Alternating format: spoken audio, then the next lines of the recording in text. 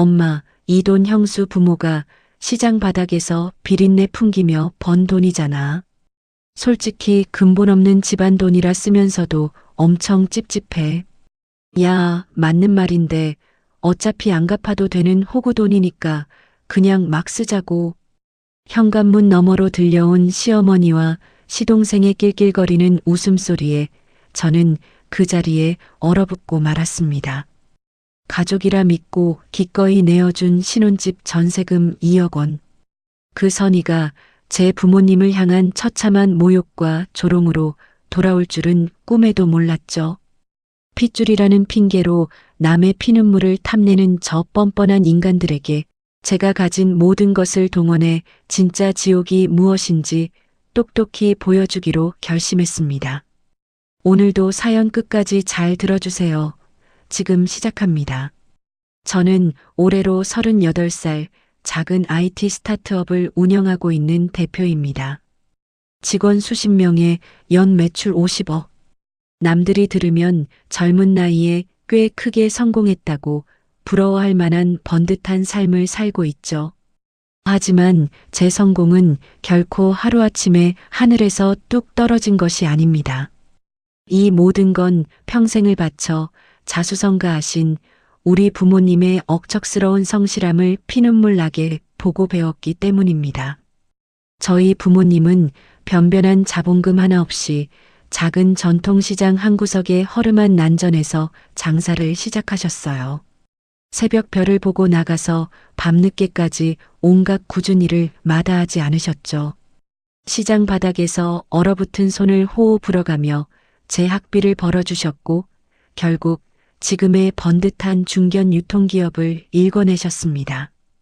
부모님의 갈라진 손등과 그 땀방울의 가치를 누구보다 잘 아는 저였습니다. 그렇기에 저 역시 하루 24시간이 모자라도록 잠을 쪼개가며 앞만 보고 독하게 달렸습니다. 그렇게 치열하고 팍팍한 제 삶의 유일한 안식처이자 따뜻한 난로가 되어준 사람이 바로 제 남편입니다.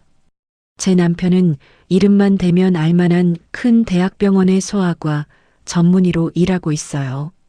벌써 결혼 8년 차에 접어들었지만 저희 부부는 여전히 엊그제 눈이 맞은 연인들처럼 서로를 아끼며 다정하게 지내고 있죠. 여보, 오늘 하루도 너무 고생 많았어. 어깨가 왜 이렇게 딱딱하게 뭉쳤어?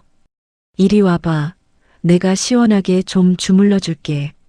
제가 퇴근하고 지친 몸을 이끌고 현관문을 열고 들어오면 남편은 늘 환한 미소로 저를 반깁니다.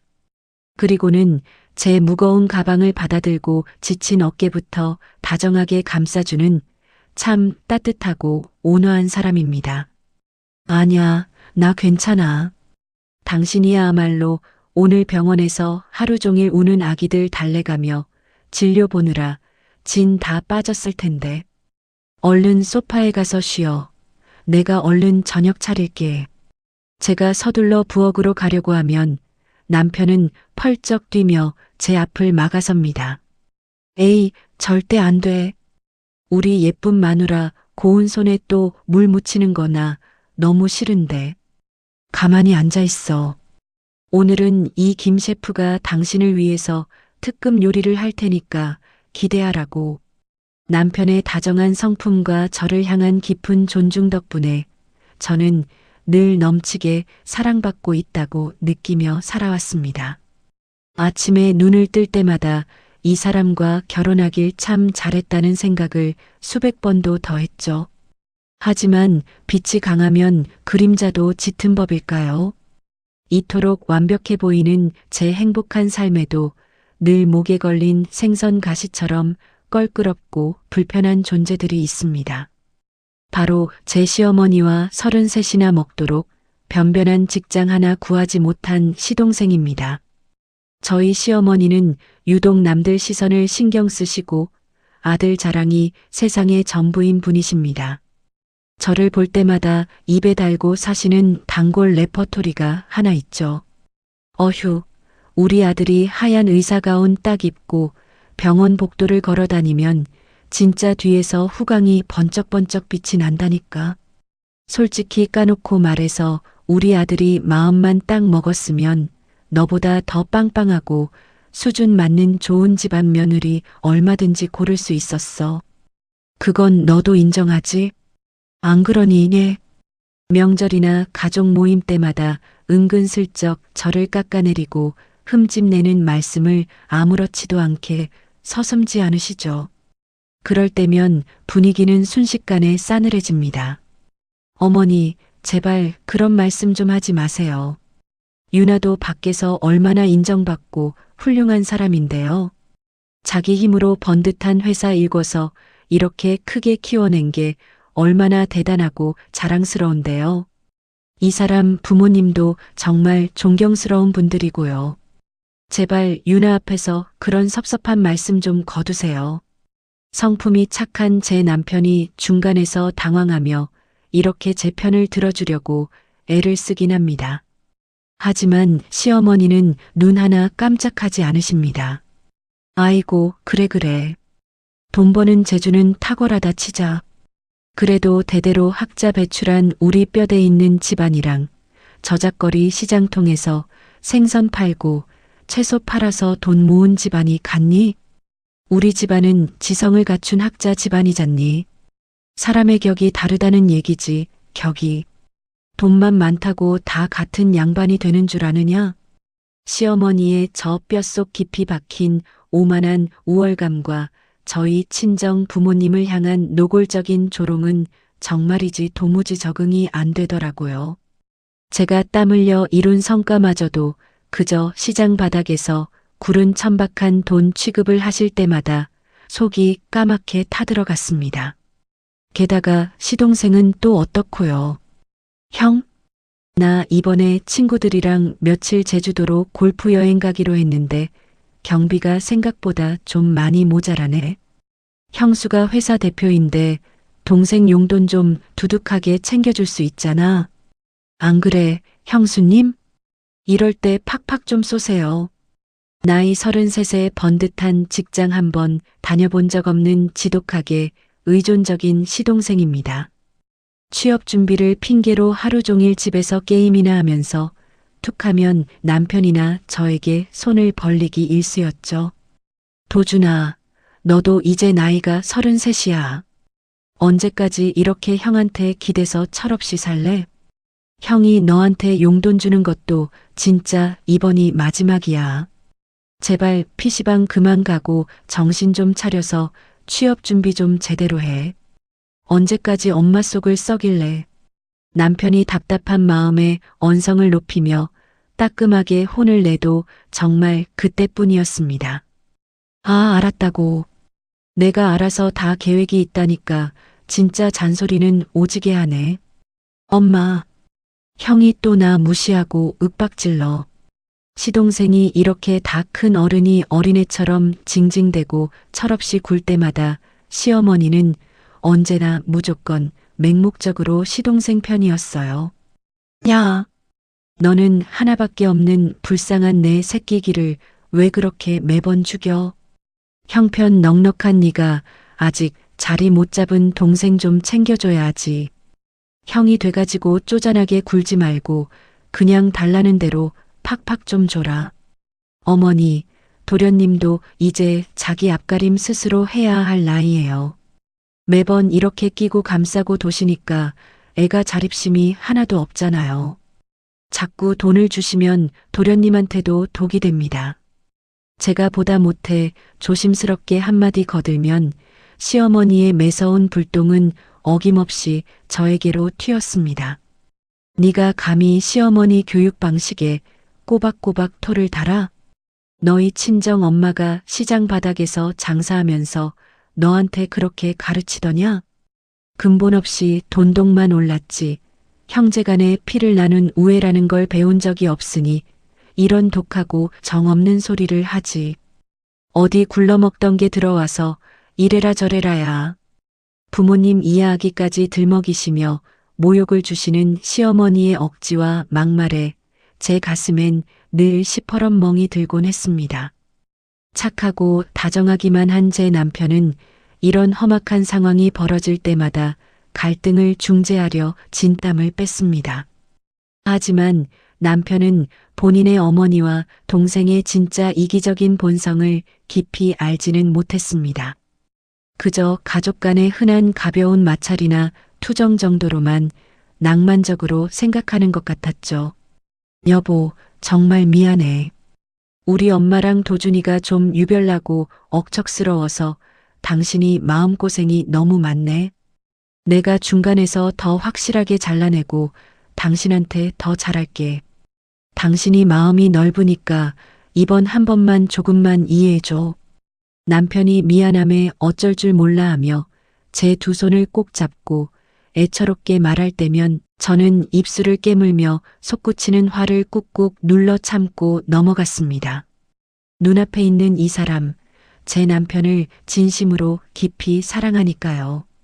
그리고 무엇보다 우리는 어찌됐든 평생을 함께해야 할 한 식구, 가족이니까요. 조금 서운하고 속상한 일이 있어도 제가 조금 더 참고 베풀고 따뜻하게 품어주면 언젠가는 이 사람들도 가족으로서 진짜 정이 들 거라고 믿었습니다. 비록 시작은 삐걱거렸지만 핏줄보다 진한 진심이 결국 통할 날이 올 거라고 생각했습니다. 시어머니의 날 선 말들과 시동생의 철없는 행동들도 제가 끊임없이 노력하면 언젠가는 나아질 거라며 그렇게 제 자신을 다독이고 위로하며 하루하루를 버티듯 보냈습니다. 그렇게 하루하루 아슬아슬한 평화를 유지하던 어느 날이었습니다. 시댁에서 깜짝 소식이 날아들었죠. 만년 취업 준비생이던 시동생이 덜컥 결혼을 하겠다는 겁니다. 어디서 어떻게 만난 아가씨인지는 몰라도 결혼을 하겠다고 하더라고요. 시어머니는 둘째 며느리를 본다는 기쁨보다 당장 발등에 떨어진 불을 끄느라 난리도 아니셨습니다. 능력 없는 시동생이 모아둔 돈이 있을 리 만무했으니까요. 결혼식장부터 신혼집까지 모든 것이 돈덩어리였습니다. 그날 저녁 퇴근하고 돌아온 남편의 얼굴엔 수심이 가득했습니다. 평소 같으면 현관에서부터 저를 안아주며 제잘거렸을 텐데 소파에 털썩 주저앉아 깊은 한숨만 내쉬더라고요. 여보, 무슨 일 있어? 병원에서 안 좋은 일 있었어? 얼굴이 왜 이렇게 반쪽이 됐어? 제가 걱정스럽게 다가가 어깨를 쓰다듬자 남편이 제 손을 쥐고 차마 입을 떼지 못했습니다. 저기, 여보, 진짜 염치 없는 거 아는데 내가 당신한테 부탁 하나만 해도 될까? 뭔데 그래? 부부 사이에 염치 없을 게 뭐 있어. 편하게 말해봐. 남편은 마른 세수를 한 번 하더니 기어이 시댁 이야기를 꺼냈습니다. 도준이 말이야, 다음 달에 식 올리잖아. 근데 당장 신혼살림 차릴 전셋집 구할 돈도 없나 봐. 엄마가 아까 낮에 병원으로 전화하셔서 형인 내가 동생 전세금 좀 도와주면 안 되겠냐고 사정을 하시네. 아니, 사정이 아니라 거의 통보를 하시더라고. 나도 모아둔 돈은 저번 대출 갚느라 다 썼고 당장 융통할 데가 없는데 당신 혹시 여윳돈 좀 융통할 수 있을까 해서. 남편의 목소리는 갈수록 기어들어갔습니다. 자존심 강하고 남한테 아쉬운 소리 못하는 남편이 저에게 돈 이야기를 꺼내기까지 얼마나 속으로 끙끙 앓았을지 안 봐도 훤했죠. 전세금이 얼만데? 아파트 전세 보증금이 2억 정도 한대. 당장 2억을 어떻게 구하냐고 엄마한테 화도 내봤는데 엄마가 막무가내셔. 네가 잘나가는 의사형이 돼서 동생 길바닥에 나앉게 생겼는데 모른 척 할 거냐고 우시잖아. 게다가 당신 회사 잘 나가는 거 뻔히 아는데 며느리가 그깟 돈 하나 못 보태주냐고 하시는데 내가 중간에서 정말 미치겠어. 미안해, 여보. 내가 진짜 면목이 없다. 남편은 고개를 푹 숙인 채 제 눈도 제대로 마주치지 못했습니다. 2억. 결코 적은 돈이 아니죠. 제가 잠 못 자고 코피 쏟아가며 일군 회사 돈이고 제 피와 땀이 서린 돈입니다. 머릿속으로는 시어머니의 뻔뻔한 얼굴이 스쳐 지나갔습니다. 당연하다는 듯이 큰아들 내외에게 짐을 떠넘기고 뒷짐지고 계실 모습이 눈에 선했으니까요. 솔직히 말해 속에서 천불이 났습니다. 하지만 제 눈앞에서 죄인처럼 고개를 숙이고 있는 남편을 보니 한없이 마음이 약해졌습니다. 이 남자는 제가 세상에서 제일 사랑하는 사람이고 저를 누구보다 아껴주는 사람이니까요. 시어머니와 시동생이 얄밉긴 하지만 남편의 가족을 외면하는 건 결국 제 남편의 얼굴에 먹칠을 하는 거라고 생각했습니다. 알았어, 여보. 내가 알아서 할게. 2억 내가 어떻게든 융통해 볼 테니까 너무 걱정하지 마. 동생이 결혼해서 가정을 꾸린다는데 형수가 돼서 모른 척 할 수는 없잖아. 대신 이번이 진짜 마지막이야. 나중에 또 손 벌리시면 그때는 나도 가만히 안 있을 거야. 제 말에 남편은 믿기지 않는다는 듯 눈을 동그랗게 떴습니다. 정말 당신이 도와줄 거야? 여보, 진짜 고마워. 내가 평생 당신한테 엎드려 절하면서 살게. 내가 더 잘할게. 정말 사랑해. 남편은 제 손을 부여잡고 어린아이처럼 뛸 듯이 기뻐했습니다. 그 환한 웃음을 보니 저도 모르게 덩달아 마음이 뭉클해지더군요. 그래, 돈이야 또 벌면 되지. 가족인데 이럴 때 돕고 사는 게 가족이지. 스스로를 위로하며 저는 흔쾌히 돈을 내어주기로 결심했습니다. 며칠 뒤 저는 회사 자금이 아닌 제 개인 통장에 알뜰살뜰 모아두었던 돈을 보내주기로 했습니다. 그리고 시동생이 계약하기로 한 아파트의 임대인 계좌로 깔끔하게 2억 원을 송금했죠. 계약서는 당연히 시동생 이름으로 작성하도록 내버려 두었습니다. 시어머니가 집은 당연히 가장인 남자 명의로 해야 기가 산다며 박박 우기셨거든요. 제 돈이 들어갔으니 제 이름을 올릴 법도 했지만 굳이 분란을 만들고 싶지 않았습니다. 형수님, 진짜 감사합니다. 제가 나중에 돈 많이 벌어서 이 은혜 꼭 갚을게요. 저 진짜 이번엔 형수님 봐서라도 정신 차리고 똑바로 살겠습니다. 전화기 너머로 들려오는 시동생의 목소리는 제법 싹싹하고 들떠 있었습니다. 그 가벼운 다짐조차도 그때는 꽤 진심처럼 들렸죠. 주변 지인들은 제 이야기를 듣더니 펄쩍 뛰었습니다. 가족 간의 돈거래를 할 때는 무조건 차용증을 써야 한다고 조언했죠. 아무리 시동생이라도 2억이나 되는 큰 돈을 그냥 주면 나중에 반드시 뒤통수를 맞는다고요. 하지만 저는 차용증이나 법적인 각서 같은 건 쓰지 않았습니다. 가족끼리, 그것도 이제 막 새 출발을 하는 시동생에게 각서를 내미는 것 자체가 너무 야박하고 계산적으로 느껴졌거든요. 무엇보다 남편의 체면을 세워주고 싶었습니다. 형수가 쪼잔하게 각서까지 받아낸다는 소리를 듣게 하고 싶지 않았으니까요. 그렇게 저는 아무런 안전장치도 없이 오직 가족이라는 얄팍한 믿음 하나만으로 2억 원이라는 거금을 쾌척했습니다. 그 선의가 제 가슴을 갈기갈기 찢어놓는 비수가 될 줄은 정말 상상도 하지 못한 채 말입니다. 드디어 시동생의 이사 날이 밝았습니다. 모처럼 주말이라 날씨도 화창하고 기분도 상쾌했죠. 남편은 오전 진료가 있어서 저녁에 합류하기로 하고 저는 먼저 이사할 집으로 향했습니다. 그래도 명색이 형수인데 빈손으로 갈 수는 없어서 백화점에 들러 꽤 비싼 캡슐 커피 머신도 하나 샀습니다. 새로운 가정을 꾸리는 시동생이 이왕이면 예쁜 살림살이로 기분 좋게 시작하길 바라는 마음에서였죠. 양손은 무거웠지만 발걸음만은 참 가벼웠습니다. 그래, 2억이라는 큰 돈이 나갔지만 이렇게 반듯한 아파트에 들어가는 걸 보니 내심 뿌듯하네. 이제 도련님도 결혼해서 한 집안의 가장이 되었으니 철 좀 들겠지. 저는 혼자 속으로 중얼거리며 아파트 현관문 앞에 섰습니다. 이삿짐 센터 직원들이 오가느라 현관문은 반쯤 열려 있었죠. 도련님, 저 왔어요. 하고 밝게 인사를 건네며 안으로 막 발을 들이밀려던 참이었습니다. 그런데 열린 틈새로 시어머니와 시동생의 목소리가 들려오더군요. 거실 쪽에서 짐을 풀고 있는지 두 사람의 대화 소리가 아주 선명하게 현관 밖까지 울려 퍼졌습니다. 가족끼리 무슨 이야기를 저렇게 다정하게 나누나 싶어 저는 무심코 걸음을 멈추고 귀를 기울였습니다.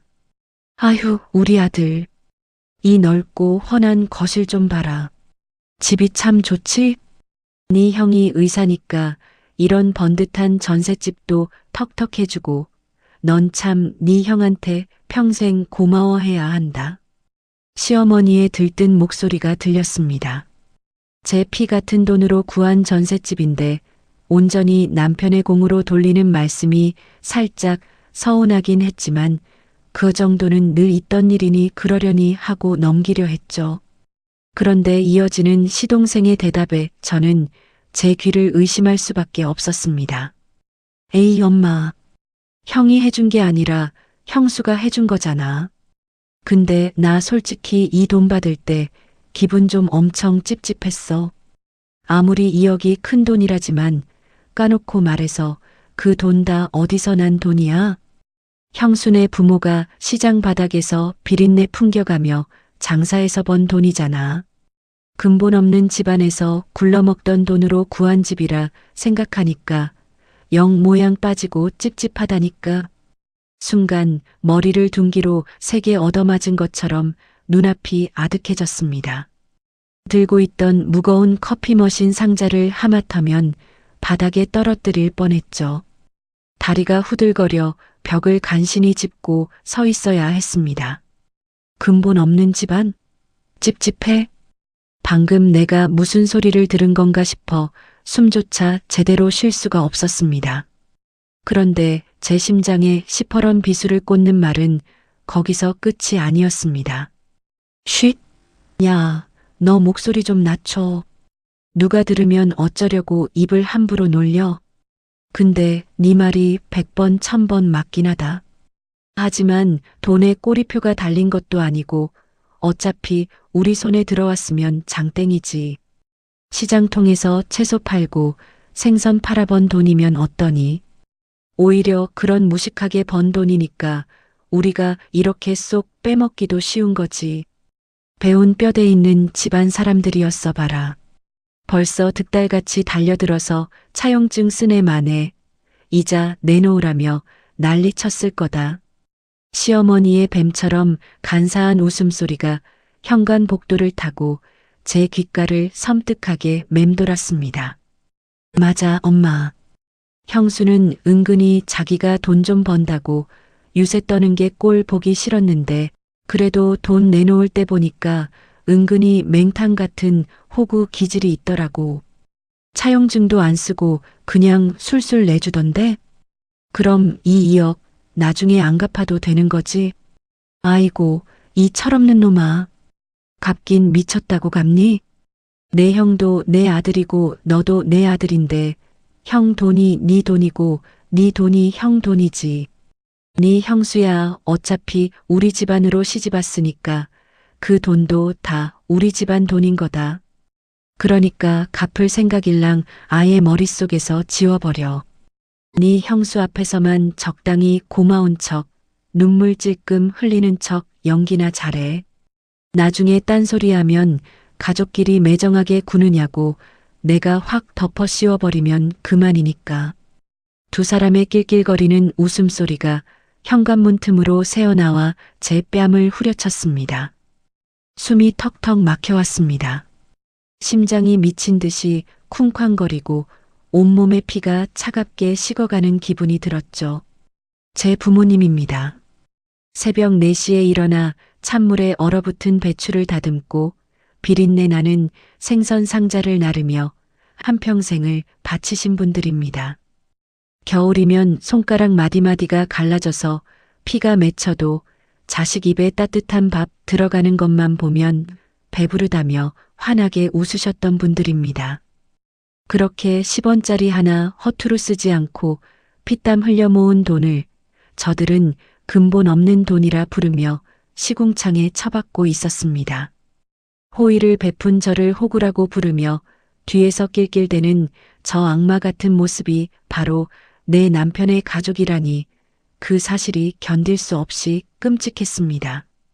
가족이니까 남편의 얼굴을 봐서 정말 가족으로 품어보려고 제 피 같은 돈 2억을 내어준 결과가 고작 이것이었습니다. 현관문을 당장 박차고 들어가 저 두 사람의 머리채라도 잡고 이삿짐을 다 끌어내고 싶었습니다.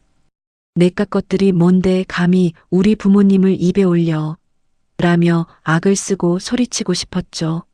하지만 저는 파르르 떨리는 손을 꽉 쥐며 그 자리에 우뚝 섰습니다. 지금 여기서 감정적으로 폭발해봤자 저들은 분명 변명하고 발뺌하며 도리어 저를 문 밖에서 엿듣기나 한 이상한 사람으로 몰아갈 것이 뻔했습니다. 지금 제게 필요한 건 싸구려 눈물이나 감정적인 말싸움이 아니었습니다. 저는 문고리를 잡으려던 손을 천천히 거두었습니다. 그리고 들고 왔던 무거운 커피 머신 상자를 현관문 한 구석에 소리 없이 내려놓았습니다. 저런 인간들에게 제 선물을 주고 싶은 마음이 단 1%도 남지 않았으니까요. 뒤를 돌아 다시 주차장으로 걸어가는 제 발걸음은 처음에 이곳에 올 때와는 완전히 달랐습니다. 머릿속이 그 어느 때보다 차갑고 명료하게 얼어붙었습니다. 더 이상의 알량한 동정심이나 가족이라는 허울 좋은 핑계는 그 순간 산산조각이 났습니다. 핏기가 신 제 입술 사이로 서늘한 숨이 새어나왔습니다. 주차장으로 걸어가는 내내 제 머릿속은 얼음장처럼 차갑게 식어갔습니다. 차에 올라타 운전석에 앉은 저는 곧바로 휴대폰을 꺼내 들었죠. 지금 이 순간 제게 필요한 건 눈물도 남편을 향한 원망도 아니었습니다. 오직 제 피 같은 돈, 우리 부모님이 뼈를 깎아 모은 그 소중한 돈을 저 쓰레기 같은 인간들에게서 지켜내는 것뿐이었어요. 저는 곧바로 시동생이 계약한 아파트의 임대인 전화번호를 찾았습니다. 여보세요? 전세 계약건으로 연락드린 서윤아라고 합니다. 제가 전화를 걸자 임대인은 아주 반갑게 전화를 받았습니다. 아, 네. 사장님, 오늘 동생분 이사 잘하고 계신가요? 임대인은 제 이름과 직함을 정확히 기억하고 있었습니다. 사실 며칠 전 전세 계약을 할 때 시동생 명의로 계약서를 쓰게 내버려 두긴 했지만 저도 멍청하게 당하고만 있을 바보는 아니었거든요. 연 매출 50억 규모의 회사를 이끌며 산전수전 다 겪은 저에게 아무런 안전장치 없는 거기에 금전 거래란 있을 수 없는 일입니다. 그래서 계약 당시 공인중개사를 통해 특약사항을 하나 분명하게 추가해 두었죠. 본 목적물의 전세 보증금 2억 원은 서윤아 명의의 계좌에서 전액 입금되며 계약 해지 또는 만료 시 보증금의 반환 권리는 실제 자금 출처인 서윤아에게 있다. 가족끼리 각서까지 쓰는 건 남편의 체면을 구기는 것 같아 피했지만 이 정도의 장치는 스스로를 보호하기 위한 최소한의 방어막이었던 셈입니다. 그 작은 습관이 지금 제게 완벽한 무기가 되어 주었죠. 사장님, 저 지금 당장 그 전세 계약 해지하려고 합니다. 제 단호한 목소리에 전화기 너머의 임대인은 크게 당황한 기색이 역력했습니다. 네? 아니, 방금 이삿짐 들어가고 있는 것 같던데 갑자기 해지라니요? 저는 흔들림 없는 차가운 목소리로 또박또박 상황을 설명했습니다. 계약자 측의 중대한 기망 행위가 발견되어서 부득이하게 계약을 파기해야 할 것 같습니다.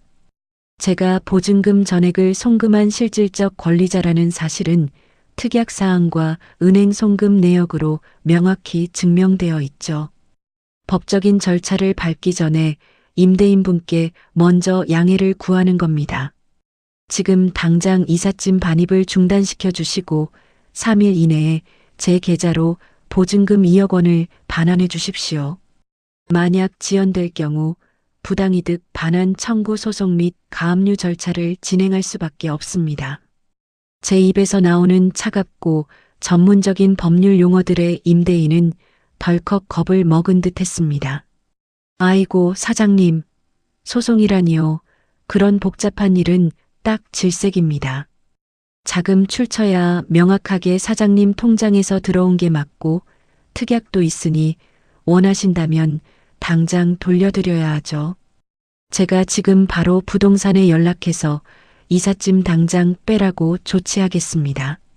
전화를 끊고 나니 꽉 막혀있던 체증이 쑥 내려가는 것처럼 가슴이 뻥 뚫리는 기분이 들었습니다. 우리 부모님을 비웃고 제 돈을 호구의 돈이라며 낄낄대던 그 입가에 묻은 비웃음을 단번에 날려버린 셈이니까요. 어디 한번 그 잘난 입으로 계속 떠들어 보시지.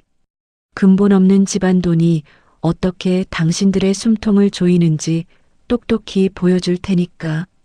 차 안에서 서늘하게 분노를 곱씹고 있을 때였습니다. 아니나 다를까 조수석에 던져둔 제 휴대폰이 발작하듯 미친 듯이 울리기 시작했습니다.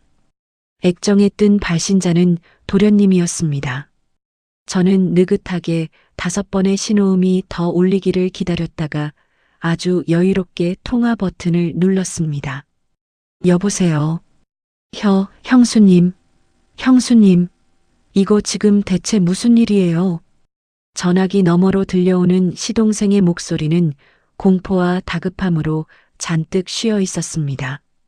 방금 전까지 현관문 너머로 들렸던 그 여유롭고 건방진 목소리는 온데간데 없었죠. 무슨 일이라니요? 저는 지금 막 도착해서 주차장인데 무슨 문제라도 생겼나요? 저는 시치미를 뚝 떼고 아주 평온한 목소리로 되물었습니다. 부동산에서 방금 집주인한테 연락이 왔다고 당장 이삿짐을 빼라고 난리가 났어요. 보증금을 빼겠다고 연락이 왔다는데 형수님이 해지하신 거 맞아요? 이거 무슨 착오가 있는 거죠? 저 지금 짐 다 풀지도 못하고 길거리에 나앉게 생겼다고요. 숨 넘어갈 듯 꽥꽥 소리치는 시동생의 목소리를 들으며 저는 차가운 미소를 지었습니다. 아, 그거요. 착오 같은 거 없어요, 도련님. 제가 방금 집주인한테 계약 해지하고 보증금 2억 회수하겠다고 통보한 거 맞습니다. 제 대답에 전화기 너머에서는 일순간 찬물을 끼얹은 듯한 섬뜩한 정적이 흘렀습니다. 네. 아니, 형수님. 갑자기 그게 무슨 마른 하늘의 날벼락 같은 소리예요. 저보고 지금 당장 어디로 가라는 겁니까? 저는 한 글자 한 글자 뼈를 깎아내는 듯한 날카로운 목소리로 대답했습니다. 왜요? 시장 바닥에서 장사하며 번 근본 없는 집안의 돈이라 찝찝하시다면서요. 도련님처럼 뼈대 있는 학자 집안 사람이 그런 더러운 돈으로 구한 집에 살면 격이 떨어지잖아요. 제 입에서 나온 그 말에 시동생은 흡 하고 숨을 집어삼키는 소리를 냈습니다. 형수님, 그걸 어떻게... 시동생의 목소리가 사시나무 떨리듯 처참하게 떨리고 있었습니다. 제가 밖에서 모든 더러운 대화를 다 듣고 있었다는 사실을 깨닫고는 공포에 질린 거겠죠. 안 갚아도 되는 맹탕 같은 호구돈이라 쓰기 편하다고요? 착각하지 마세요, 도련님. 그 호구가 마음을 바꾸면 도련님은 당장 오늘 밤 길바닥에서 주무셔야 한다는 걸 뼈저리게 느끼게 해드릴 테니까요. 당장 그 짐 싸서 어머니 집으로 기어 들어가시든 길바닥에 나앉으시든 알아서 하세요. 그 근본 없는 돈, 단 1원도 도련님한테 쓸 생각 없으니까. 저는 더 이상 시동생의 구차한 변명을 듣고 싶지 않아 그대로 전화를 뚝 끊어버렸습니다. 다시 정막이 찾아온 차 안에서 저는 깊은 숨을 내쉬었습니다. 핏줄이라는 이름으로 베풀었던 제 선의를 짓밟은 대가, 그 처절한 참교육은 이제 막을 올렸을 뿐입니다. 다음 날 아침 제 휴대폰은 마치 고장난 것처럼 미친 듯이 진동을 울려댔습니다. 책상 위에 올려둔 휴대폰이 징징거리며 이리저리 미끄러질 정도였죠. 화면을 확인해 보니 부재중 전화가 무려 50통이나 찍혀 있었습니다. 발신자는 단 한 사람, 바로 제 시어머니였습니다. 어제 시동생이 짐도 다 풀지 못한 채 길바닥으로 쫓겨나면서 밤새 분통이 터져 잠 한숨 못 주무신 모양이더군요. 전화뿐만이 아니었습니다. 수십 통의 문자 메시지가 폭포수처럼 쏟아져 들어오고 있었어요. 네가 감히 내 아들 집을 빼? 어디 시어머니한테 이따위 폐악질을 부려. 피도 눈물도 없는 독한 것. 당장 보증금 다시 안 돌려놓으면 남편한테 다 일러서 널 당장 쫓아낼 줄 알아. 초반에는 분노에 차서 저주를 퍼붓는 협박성 문자들이 가득했습니다. 하지만 제가 철저하게 무시하고 단 한 통의 답장도 하지 않자 점차 문자의 내용이 바뀌기 시작하더군요. 예, 유나. 우리가 뭔가 단단히 오해가 있었나 보다. 도준이가 철없이 한 소리를 네가 밖에서 잘못 들은 모양인데 가족끼리 이렇게 매정하게 굴면 쓰니? 어른이 먼저 이렇게 손을 내미니까 얼른 짐 다시 넣게 조치해라. 시어미가 이렇게 부탁하마. 싸늘한 협박에서 어설픈 회유로 태세를 전환하는 문자를 보며 저는 그저 헛웃음만 났습니다. 제가 밖에서 잘못 들은 거라고요? 참 다행스럽게도 제 직업은 사업가입니다. 수많은 계약과 협상을 진행하며 생긴 뼛속 깊은 방어 기제가 하나 있죠. 어떤 중요한 순간이나 예기치 못한 상황이 닥치면 무의식적으로 휴대폰의 녹음 버튼을 누른다는 것입니다. 어제 현관문 밖에서 그 두 사람의 소름 끼치는 대화를 듣는 순간에도 덜덜 떨리는 손이었지만 제 손가락은 이미 녹음기 앱을 켜고 있었습니다. 그들의 조롱과 멸시, 제 돈을 떼어먹겠다는 간악한 계획이 단 1초도 빠짐없이 제 휴대폰 안에 완벽하게 담겨 있었죠. 그래서 저는 시어머니의 그 어떤 발뺌과 협박에도 눈 하나 깜짝하지 않고 버틸 수 있었습니다. 저는 휴대폰을 무음으로 돌려 서랍에 처박아 두고는 아주 차분하게 퇴근 시간을 기다렸습니다.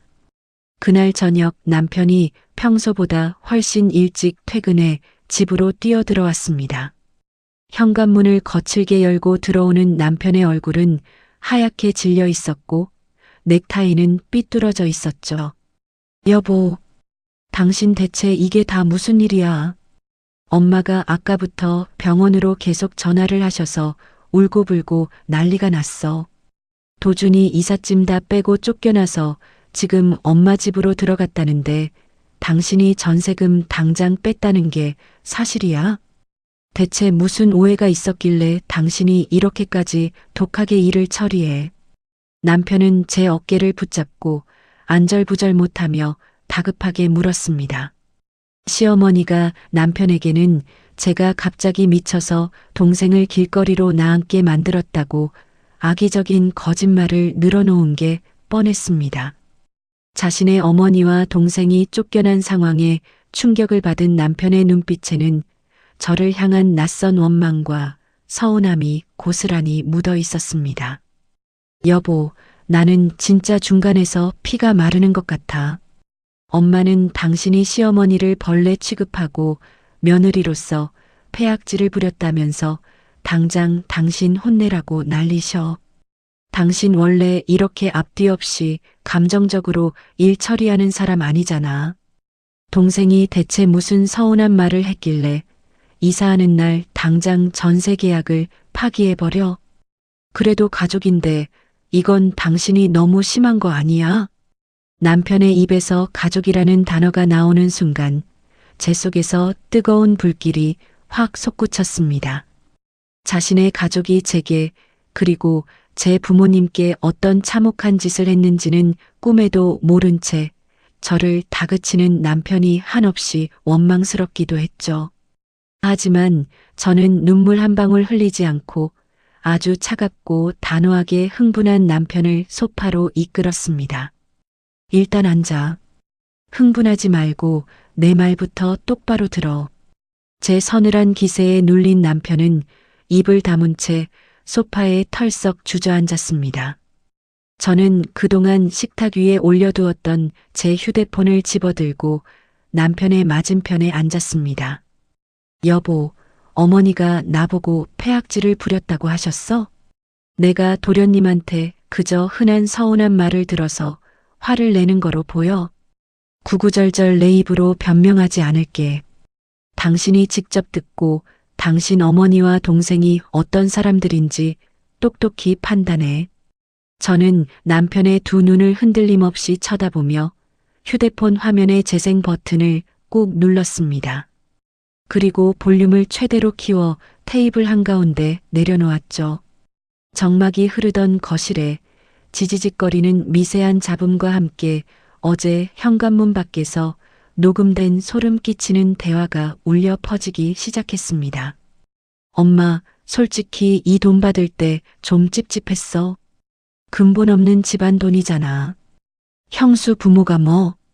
시장 장사치 출신이면서 남편의 동생, 도련님의 그 오만하고 경멸 가득한 목소리가 거실의 공기를 날카롭게 찢었습니다. 그 순간 남편의 숨소리가 헉하고 멈추는 것이 들렸습니다. 그러게. 그래도 돈은 돈이니까 일단 쓰는 거지. 나중에 갚을 것도 아닌데 뭘. 내 형수야, 어차피 우리 집안으로 시집 왔으니까 그 돈도 다 우리 집안 돈인 거다.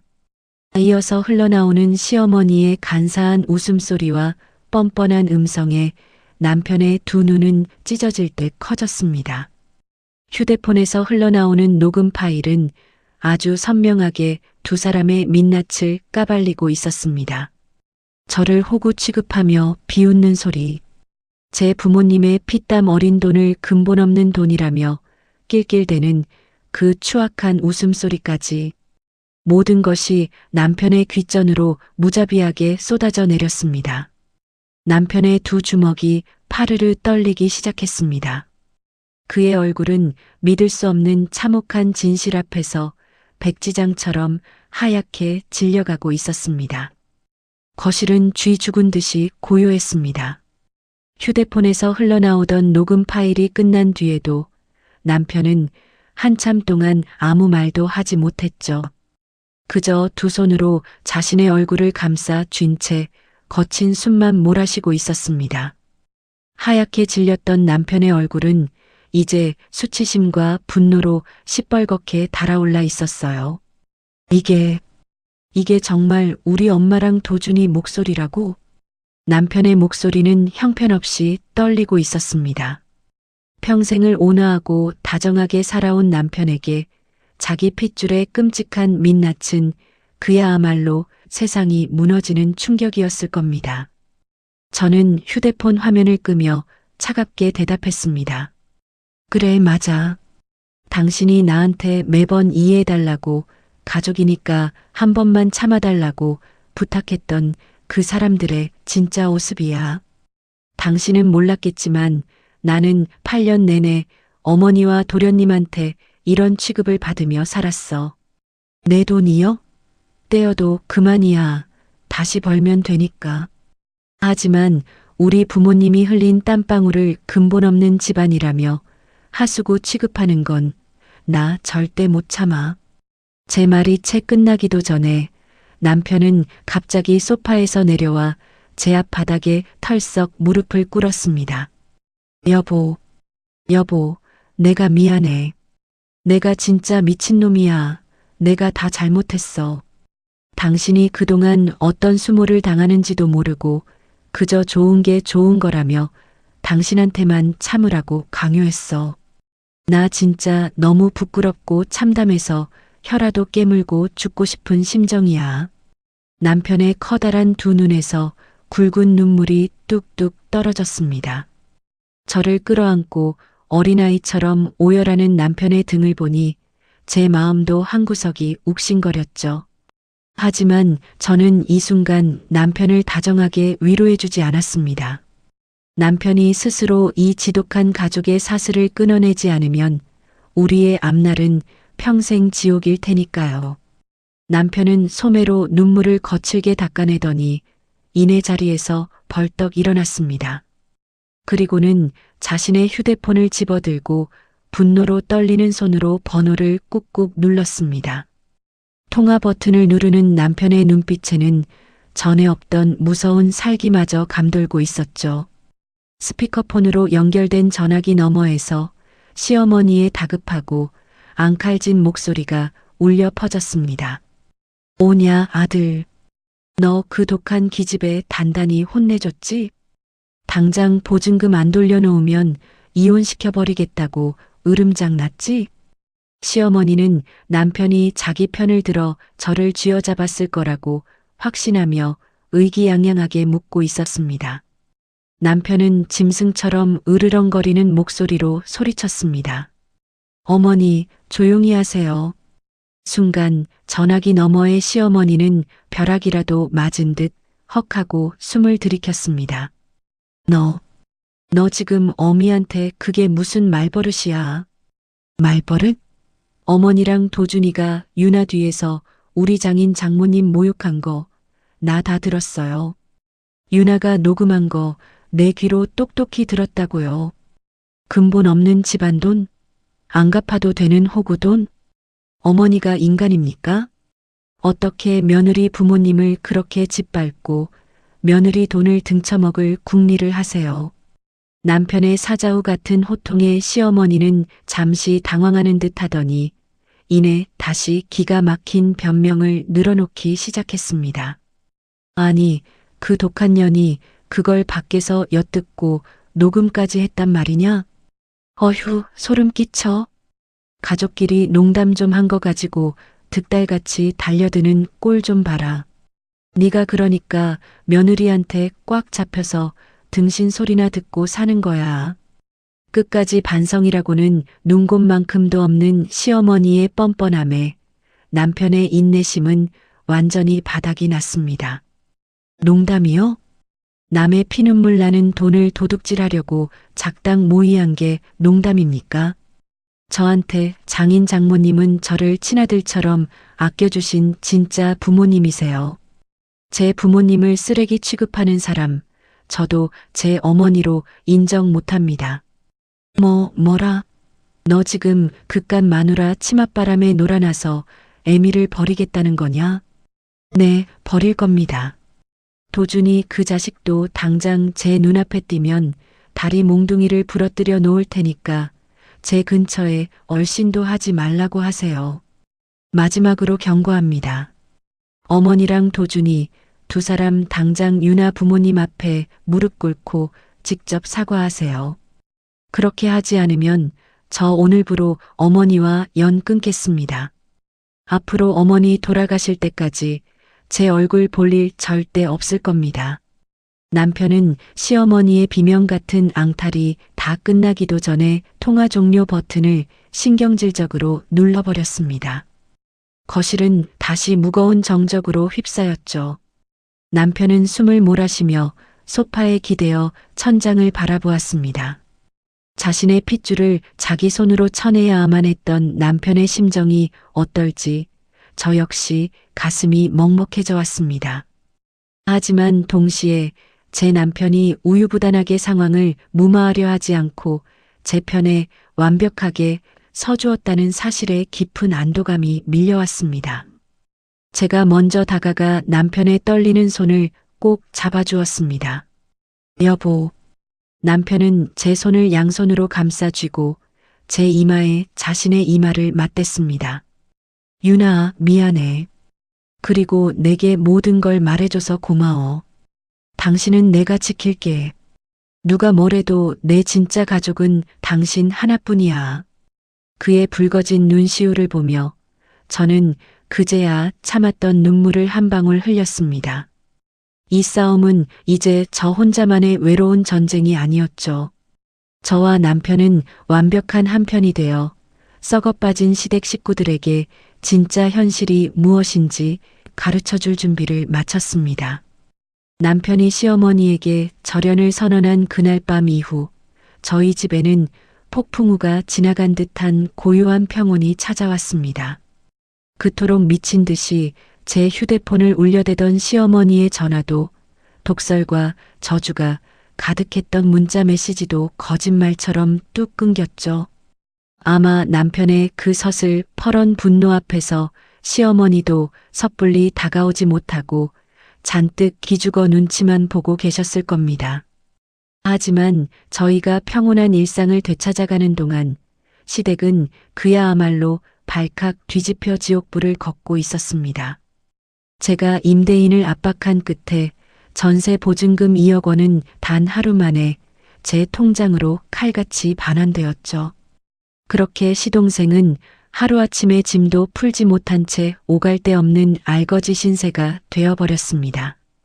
당장 길바닥에 나앉게 생긴 시동생은 이삿짐 센터 트럭에 실린 짐을 그대로 끌고 좁은 시어머니 집으로 기어 들어갔다고 하더군요.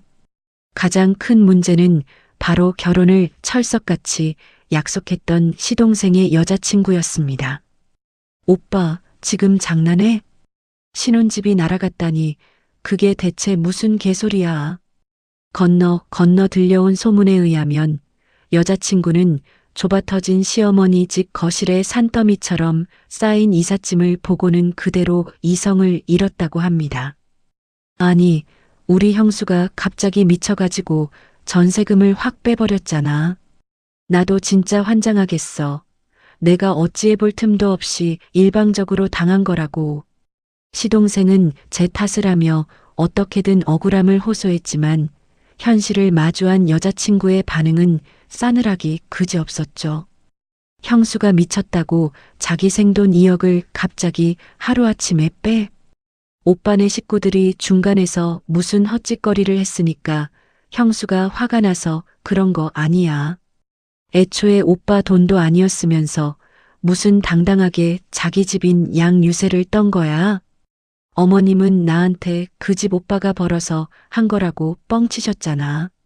나이 33 먹고 집도 하나 못 구하는 빈털터리 무능력 자랑은 절대 결혼 못해. 여자친구는 그 자리에서 파혼을 선언하고는 매몰차게 뒤도 돌아보지 않고 가버렸다고 합니다. 시동생은 바짓가랑이라도 붙잡고 매달렸지만 이미 경제적 무능력이 만천하에 드러난 마당에 돌아선 마음을 잡을 길은 없었죠. 결혼이라는 환상에 빠져 평생 형의 그늘과 어머니의 치마폭에서 기생하던 시동생은 난생 처음 자신의 처참한 현실과 마주하게 되었습니다. 여자친구에게 차이고 빚쟁이처럼 좁은 방구석에 처박힌 시동생은 결국 제 남편에게 전화를 걸어왔습니다. 형, 제발 나 좀 살려줘. 지연이가 파혼하겠대. 나 진짜 형수한테 싹싹 빌 테니까 그 돈 좀 다시. 남편은 시동생의 징징거리는 목소리가 들리자마자 싸늘하게 말을 잘랐습니다. 전화 끊어라.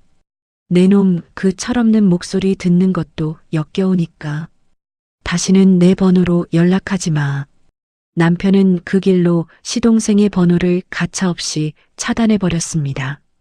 시어머니의 상황은 시동생보다 훨씬 더 처참하고 비참했습니다. 평소 온 동네방네 잘난 큰아들 자랑을 늘어놓으며 하늘 높은 줄 모르고 콧대를 세우던 시어머니 아니겠습니까? 그런데 남편이 완강하게 발길을 끊어버리고 명절에도 찾아가지 않겠다고 못을 박자 주변 친척들 사이에서 순식간에 흉흉한 소문이 돌기 시작한 겁니다.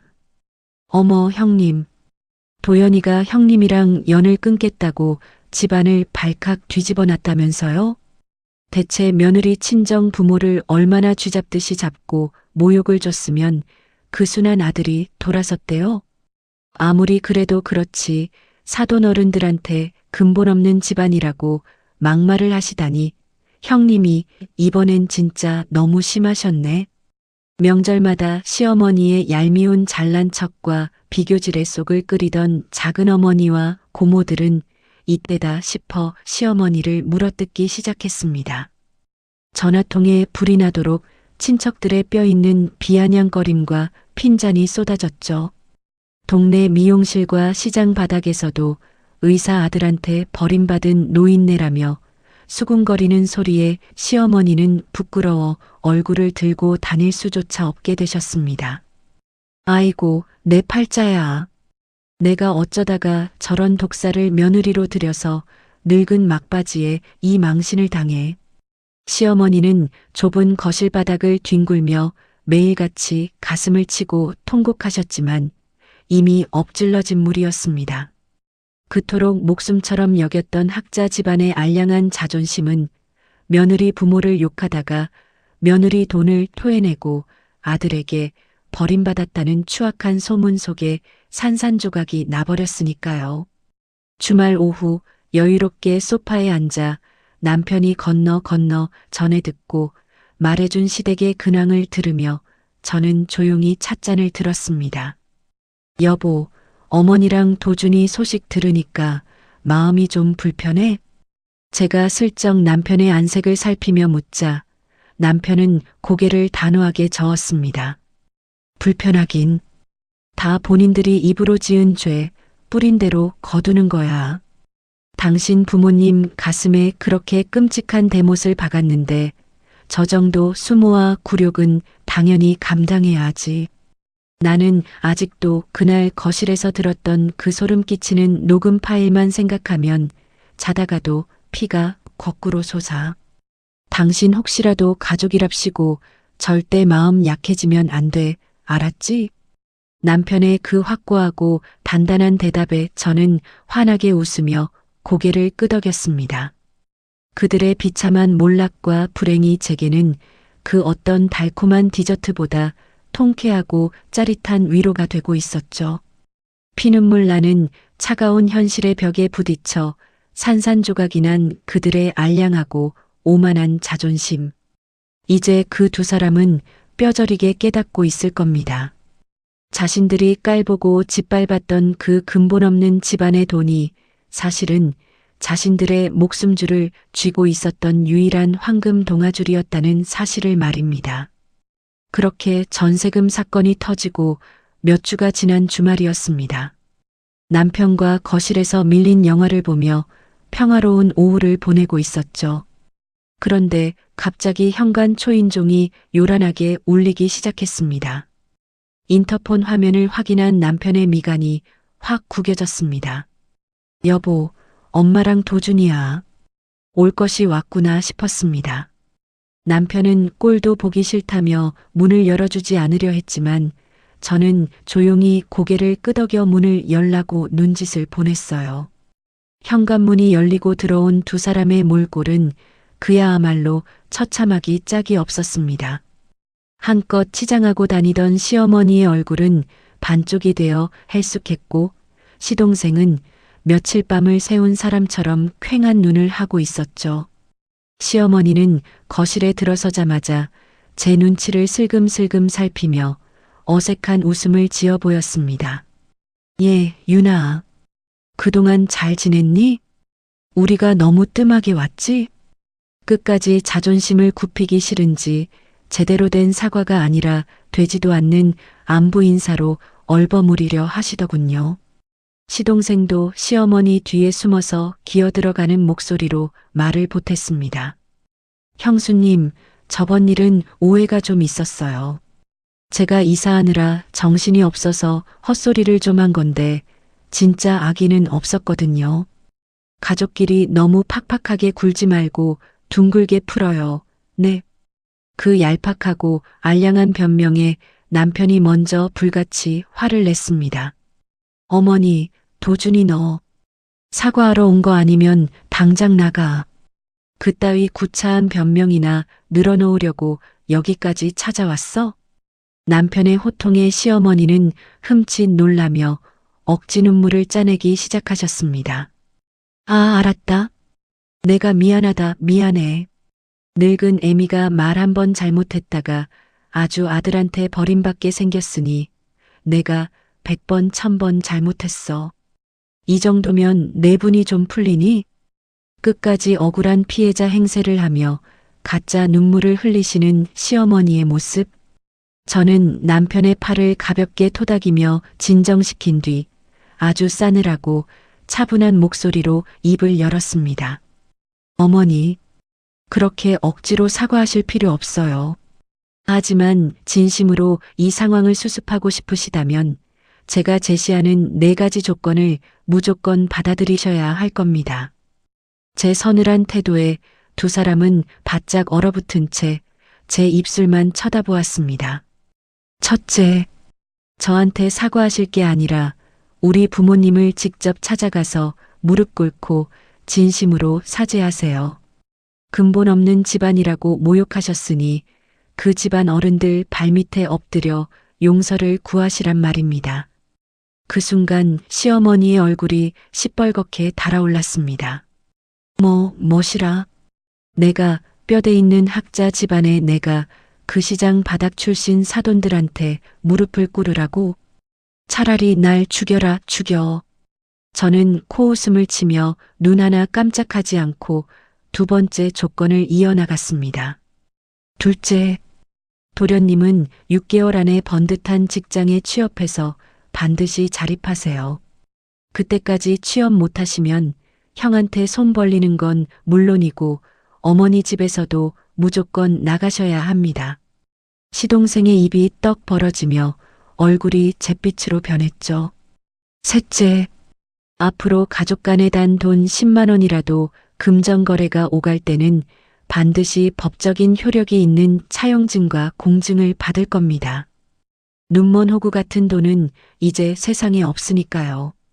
그리고 마지막 넷째, 앞으로 평생 다시는 그 잘난 입으로 어떤 가족의 출신이나 배경도 비하하지 마세요.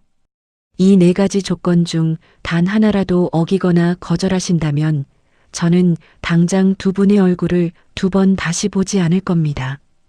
거실 안은 숨소리조차 들리지 않을 만큼 차갑게 얼어붙었습니다.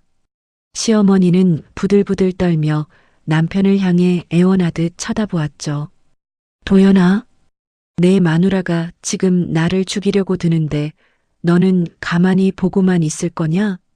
하지만 남편은 얼음장 같은 눈빛으로 시어머니의 마지막 희망마저 무참히 짓밟아 버렸습니다. 어머니, 유나가 내린 조건 하나도 빠짐없이 당장 지키세요. 만약 유나 부모님 앞에 무릎 꿇고 사과하지 않으신다면 저는 당장 다가오는 명절부터 시작해서 평생 어머니 안 보고 살 겁니다. 어머니의 그 헛된 자존심을 지키시든 아니면 남은 아들 하나마저 잃으시든 여기서 똑똑히 선택하세요. 남편의 단호하고 잔인한 선고에 시어머니는 다리에 힘이 풀린 듯 바닥에 털썩 주저앉아 버렸습니다.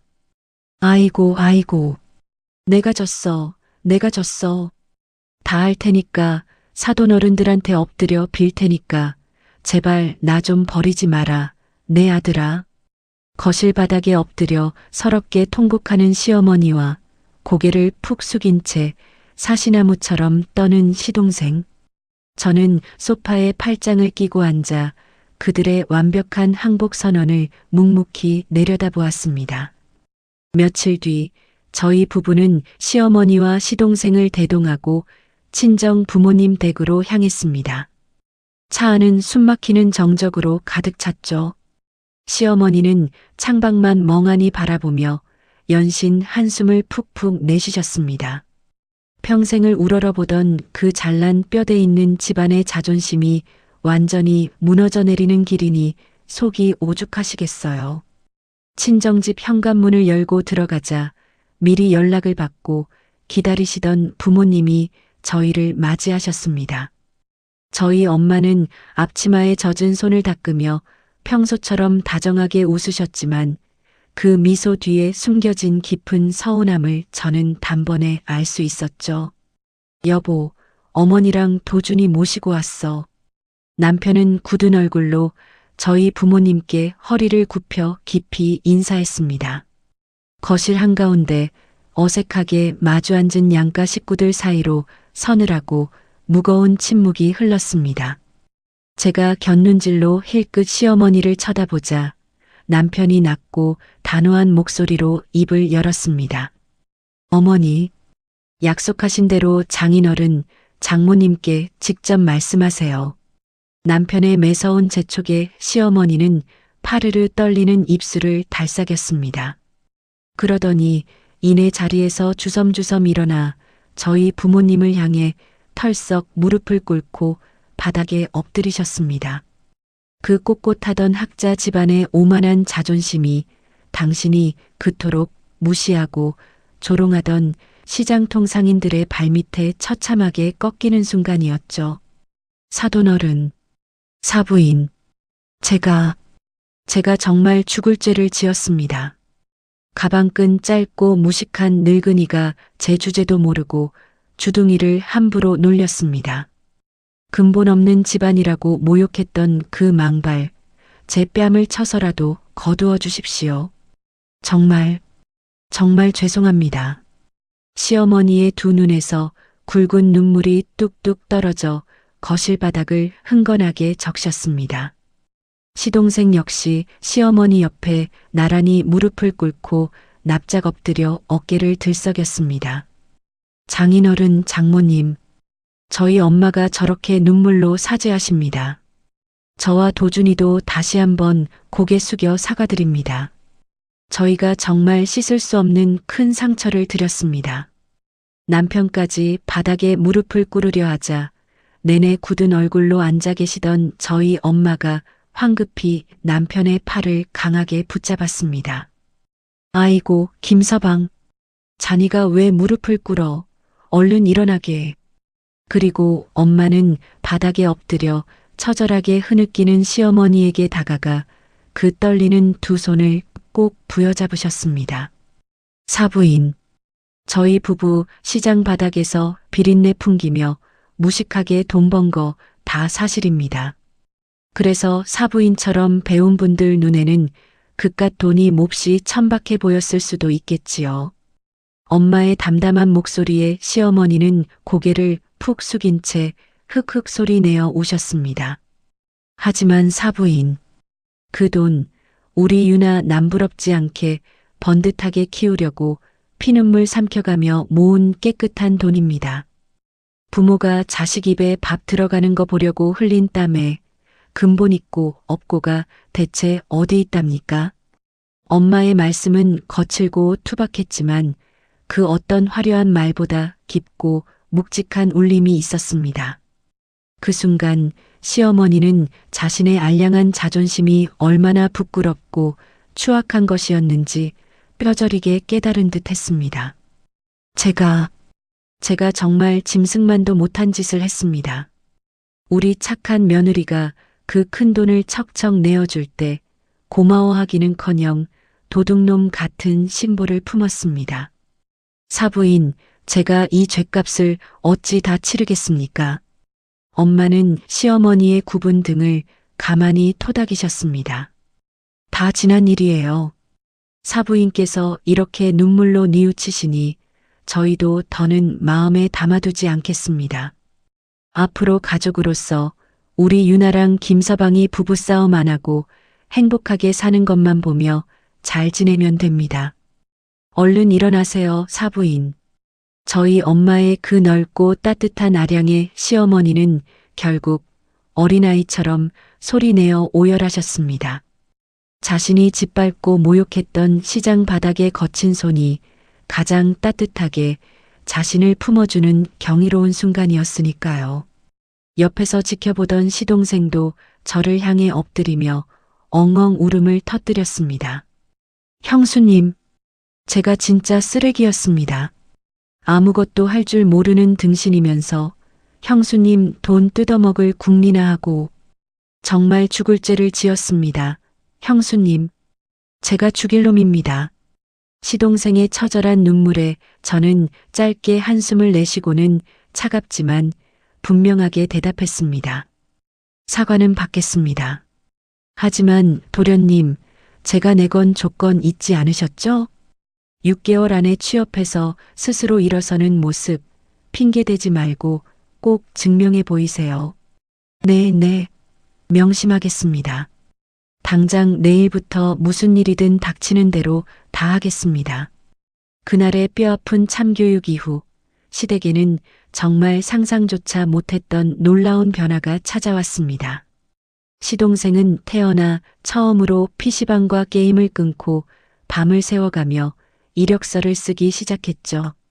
물론 나이 33세 무경력자를 두 팔 벌려 반겨주는 번듯한 회사는 세상에 많지 않았습니다. 하지만 시동생은 더 이상 찬밥 더운 밥 가릴 처지가 아니라는 걸 깨닫고 외곽에 있는 작은 물류 창고에 계약직으로 취직해 육체 노동을 시작했습니다. 매일같이 땀에 찌들어 파김치가 되어 돌아오면서도 불평 한마디 하지 않더군요. 그리고 첫 월급을 타던 날 시동생은 고시원보다 조금 나은 비좁은 원룸을 제 힘으로 구해 스스로 독립해 나갔습니다. 단출한 짐을 싸서 나가는 시동생의 뒷모습은 예전처럼 허세 가득하지는 않았지만 묘하게 단단해 보여서 은근히 기특한 마음도 들었습니다. 시어머니의 변화는 더 극적이고 유쾌했습니다. 그놈의 잘난 학자 집안 타령은 입안으로 쏙 들어가고 대신 만나는 사람마다 제 자랑을 늘어놓기 바쁘셨죠. 어머 형님, 우리 유나가 이번에 회사 매출을 또 갱신했다지 뭐예요. 어쩜 저렇게 야무지고 똑똑한지 몰라요. 내가 아주 며느리 복은 타고났다니까. 시장통에서 그 고생을 하시면서도 우리 유나를 저렇게 금쪽같이 잘 키워내신 우리 사돈어른들이야말로 진짜 존경스러운 분들이지. 동네 마트에서 친척들 모임에서 입에 침이 마르도록 저와 친정 부모님을 칭송하는 시어머니의 모습. 남편이 퇴근하고 와서 그 이야기를 전해줄 때면 저는 그저 피식 웃음이 났습니다. 여보, 엄마가 어제는 고모님한테 당신 칭찬을 1시간이나 하시더라. 이제 아주 당신 열성 팬이 다 되셨어. 남편의 말에 저는 커피잔을 내려놓으며 여유롭게 대답했습니다. 그럼 사람이 매를 뼈저리게 맞아봐야 진짜 무서운 게 뭔지 아는 법이거든. 그래도 어머니가 저렇게 변하시니까 내 속이 다 시원하네. 단호한 팩트 폭력과 자비 없는 참교육이 만들어낸 짜릿한 평화. 물론 그 속마음까지 하루아침에 천사처럼 개조되었는지는 알 수 없지만 적어도 제 앞에서는 철저히 꼬리를 내리고 존중을 표하는 시댁 식구들의 모습에 제 마음의 묵은 체증도 완벽하게 녹아내리고 있었습니다. 그 폭풍 같던 전세금 회수 사건과 참교육이 휩쓸고 지나간 지 어느덧 1년이라는 시간이 흘렀습니다. 그리고 오늘은 온 가족이 모이는 풍성한 추석 명절입니다. 저희 집 거실에는 아침 일찍부터 고소한 전 부치는 냄새와 달큰한 갈비찜 냄새가 가득 피어오르고 있었죠. 하지만 작년 명절과는 분위기가 180도, 아니 완전히 딴판으로 달라져 있었습니다. 가장 놀라운 변화는 부엌 한가운데서 앞치마를 두르고 계신 시어머니의 모습이었습니다. 예, 유나. 내가 이 동그랑땡은 아주 기가 막히게 노릇노릇하게 잘 붙여놓았단다. 너는 회사 일하느라 피곤할 텐데 제발 저기 소파에 가서 좀 앉아 쉬어라. 명절 음식은 이 시어미가 다 알아서 할 테니까 넌 손끝 하나 까딱하지 마. 예전 같으면 소파에 상전처럼 앉아 손가락으로 지시만 내리시던 시어머니가 이제는 제 눈치를 살피며 먼저 부엌 일을 도맡아 하십니다. 그뿐만이 아니었습니다. 저희 친정 부모님도 저희 집으로 초대받아 양가 식구들이 한자리에 모여 있었거든요. 어머 사부인, 이번 주말에 북한산 단풍 구경 가기로 한 거 잊지 않으셨죠? 제가 새벽부터 일어나서 기가 막히게 맛있는 유부초밥 싸서 갈 테니까 사부인은 몸만 오세요. 몸만. 시어머니는 저희 엄마의 손을 꼭 잡고 연신 살가운 미소를 지으며 호들갑을 떠셨습니다. 그 콧대 높던 학자 집안 타령은 온데간데였고 이제는 저희 엄마와 동네 등산 모임까지 같이 다니는 둘도 없는 단짝 친구가 되셨죠. 아이고, 사부인도 참. 저번에도 사부인이 도시락 다 싸오셨으면서 이번엔 제가 싸야 하죠. 우리 유나가 용돈 두둑하게 줘서 제가 맛있는 한우 불고기 넉넉하게 재워갈 테니까 기대하세요.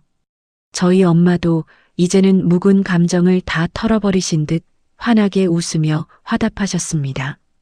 시장 바닥 출신이라며 무시당했던 뼈아픈 과거는 사라지고 양가 어른들이 서로를 진심으로 존중하며 웃음꽃을 피우는 모습에 제 가슴 한구석이 따뜻하게 벅차올랐습니다. 그때 현관문이 열리며 왁자지껄한 목소리가 들려왔습니다. 형, 여보세요들. 저희 왔어요. 양손에 묵직한 과일 바구니와 홍삼 세트를 들고 들어오는 사람은 바로 시동생이었습니다.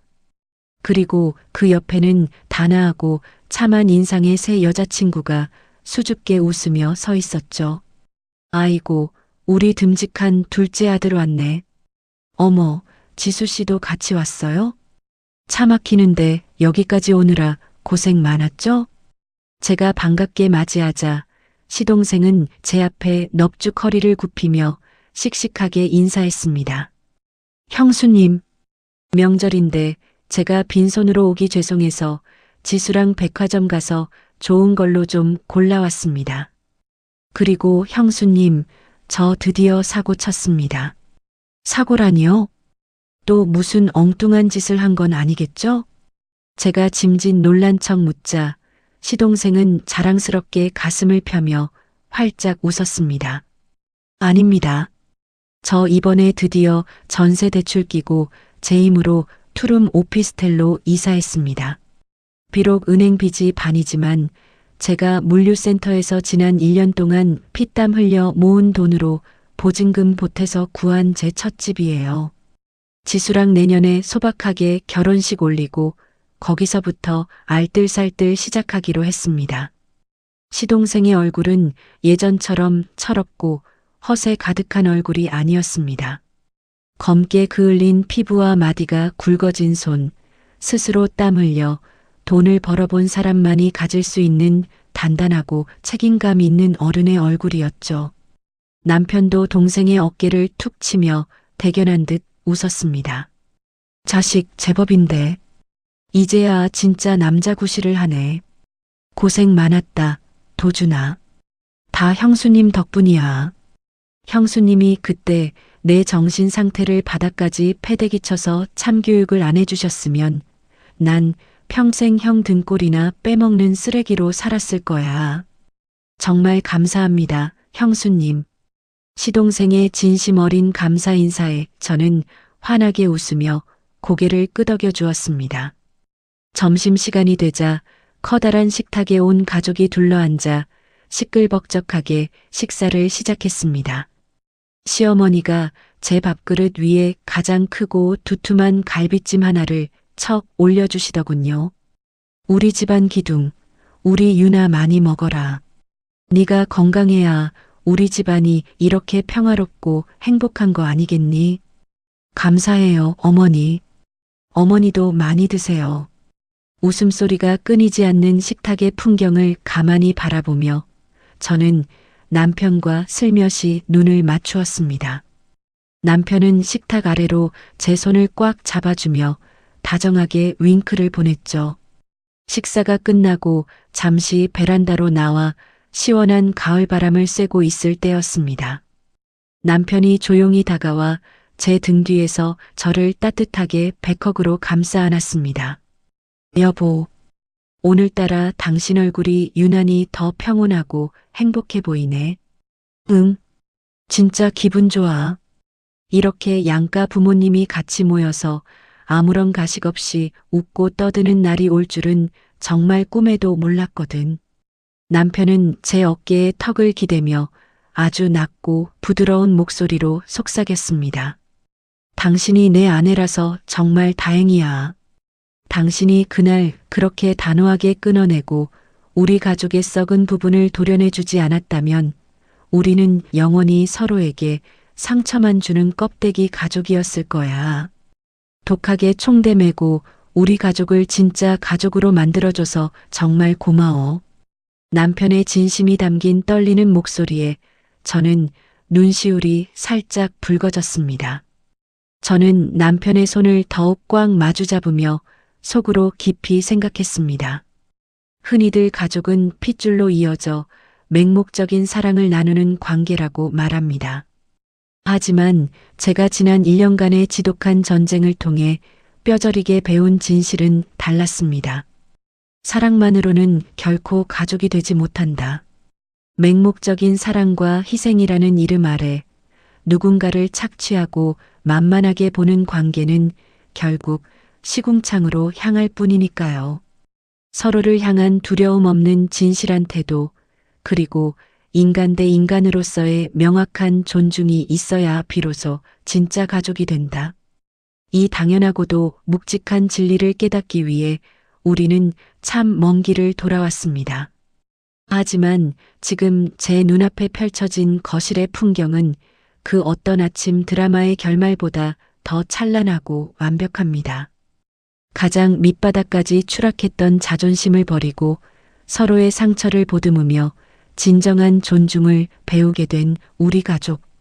저 서윤아의 치열했던 1년은 이렇게 세상에서 가장 따뜻하고 완벽한 해피엔딩을 맞이했습니다.